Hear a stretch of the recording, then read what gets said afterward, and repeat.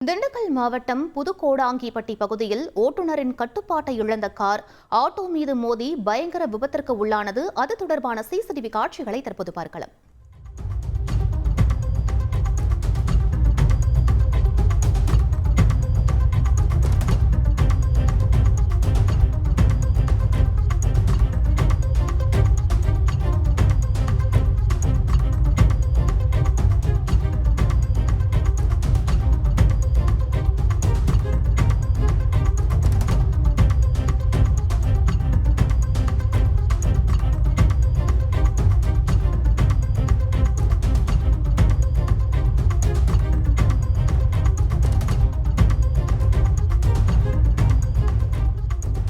இது பற்றிய கூடுதல் விவரங்களை எமது செய்தியாளர் முருகேசன் வழங்க கேட்கலாம்.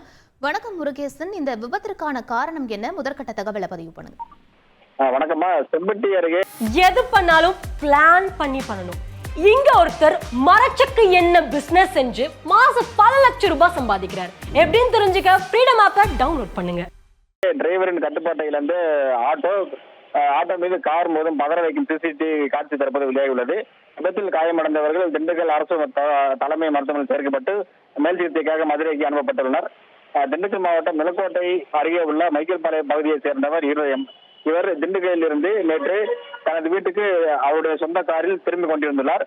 காரை அவரை ஓட்டி வந்துள்ளார். அப்போது செம்பட்டி அருகே உள்ள புதுக்கோடாங்கிப்பட்டி என்ற இடத்தில் இருதயத்தினுடைய ஓட்டி வந்த கார் கட்டுப்பாட்டை இழந்து அருகே இருந்த பள்ளத்தில் நின்றிருந்த ஆட்டோ மீது சினிமாவே மிஞ்சும் அளவிற்கு கார் உருண்டு வந்து மோதியுள்ளது.